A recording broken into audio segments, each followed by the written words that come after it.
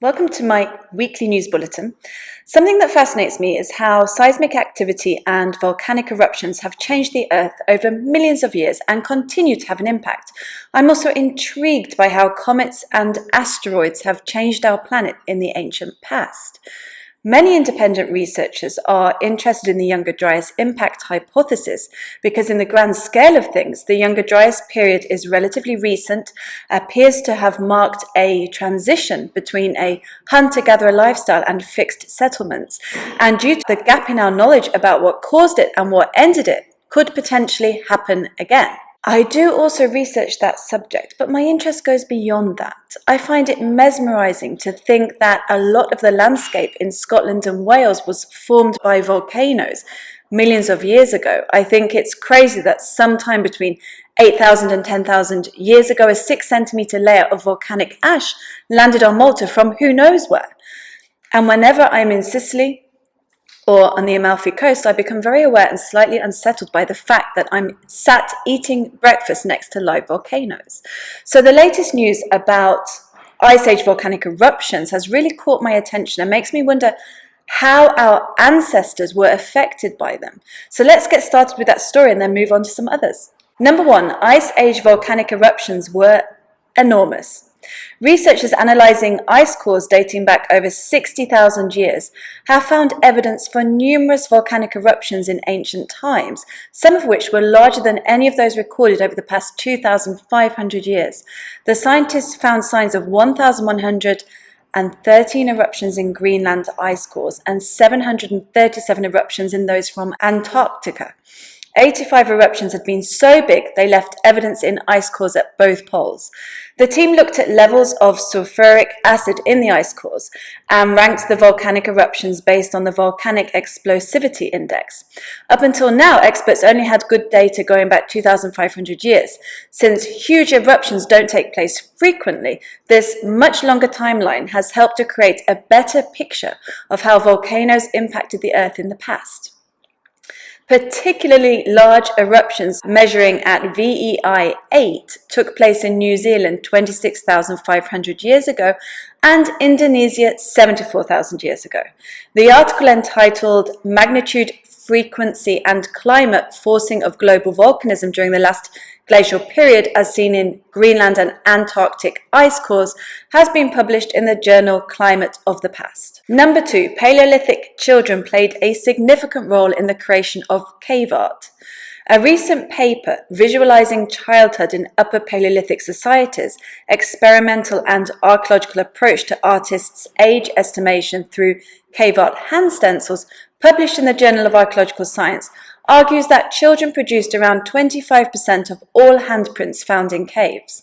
The researchers from the Universidad de Cantabria and the University of Cambridge analysed the Paleolithic art from 5 caves in Spain and referenced this data against 3D photogrammetric models. They found that children's hands, including infants, made up around a quarter of the prints, which suggests the creation of cave art was a group activity.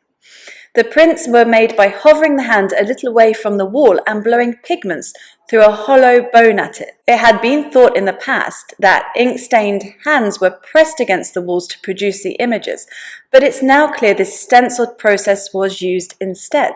Number 3, study seeks to understand why the ancients recycled stone tools. Science Alert reports that archaeologists analysing the patina of 49 flint tools dating back 500,000 years have found that these tools were reused some years after being discarded. In an area with abundant raw material, a lack of resources isn't an adequate explanation for the recycling of old tools. There was also nothing special or unusual about their functionality that might have made it difficult for the next generation to recreate them.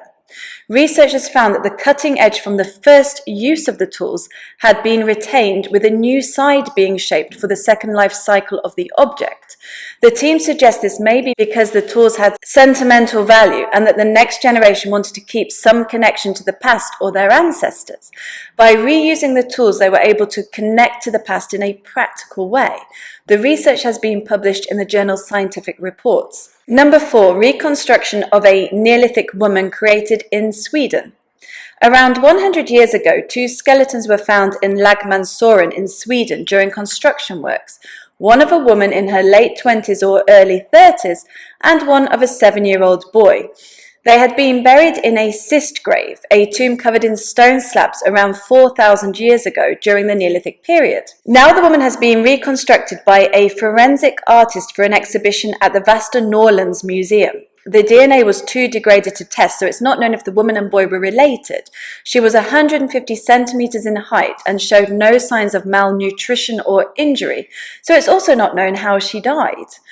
Strangely, although she was buried near a river, her diet was entirely land-based. Without DNA, her genetic heritage cannot be determined, so her reconstruction was based on what's known about ancient people in that area.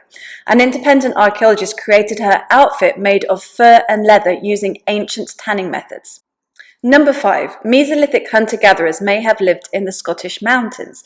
Researchers from Dublin University are looking for Mesolithic hunter-gatherer sites in the Cairngorms, since it's thought that ancient people and animals were drawn to the snow-covered higher ground when avoiding insects. Several temporary Mesolithic settlements are already known in Scotland, but these are confined to the lowlands. So the project, called Look Up, is searching for evidence of mountainous sites in the form of tall fragments. Such objects are small and very difficult to find. Similar Mesolithic mountainous sites have also been excavated in Europe, in the Alps and the Norwegian highlands. The work is ongoing and planned for the rest of 2022 into 2023. That's it. Let me know what you think in the comments. All sources are in the description below. Please like this video and subscribe to my channel. Consider supporting my work on Patreon and come and find me on Instagram and Twitter.